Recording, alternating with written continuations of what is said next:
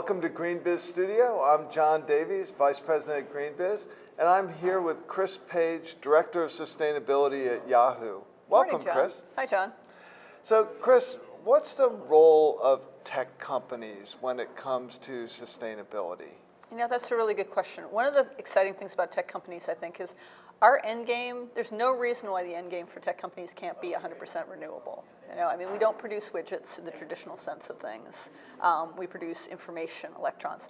Yahoo is, in many ways, a media company or a guide to people for the internet.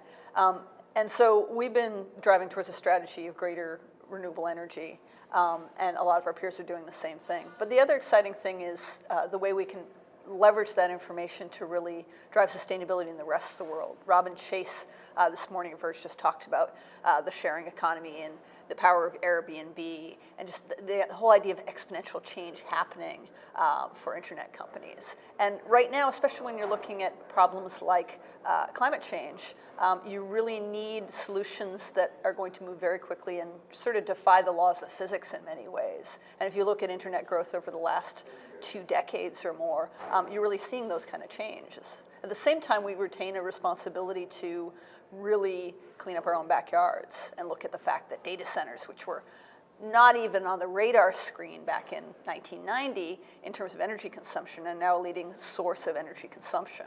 So that's one of the reasons we focus on building really energy efficient data centers and looking for ways to source renewable energy creative ways.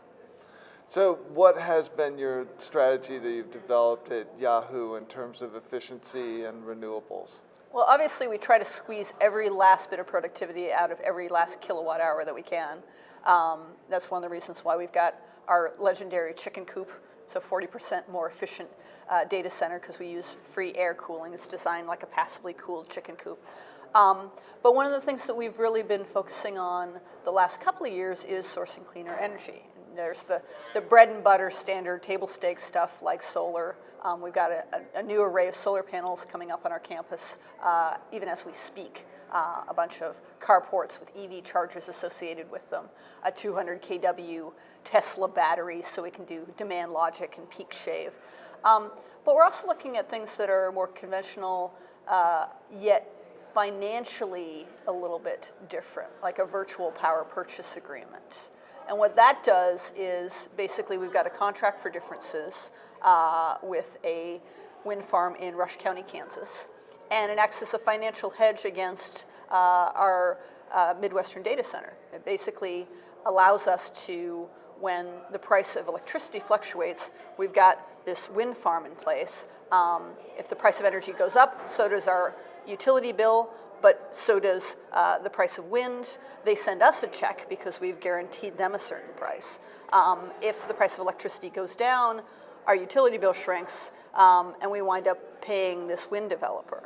And what they're able to do with that money is basically build a whole bunch more wind. What we're able to do is invest in renewable energy, even if we're a little constrained by our existing utility in terms of how we do that. So I think that's going to be an interesting strategy for the cloud in general.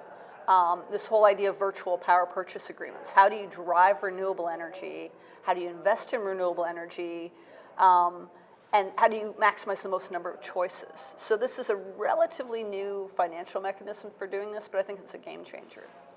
That's great, and it's a lot of work that Yahoo's been doing both in the past and going forward. Yeah. All right, I've been with Chris Page, Director of Sustainability at Yahoo. Thanks a lot, Chris. Sure, no problem.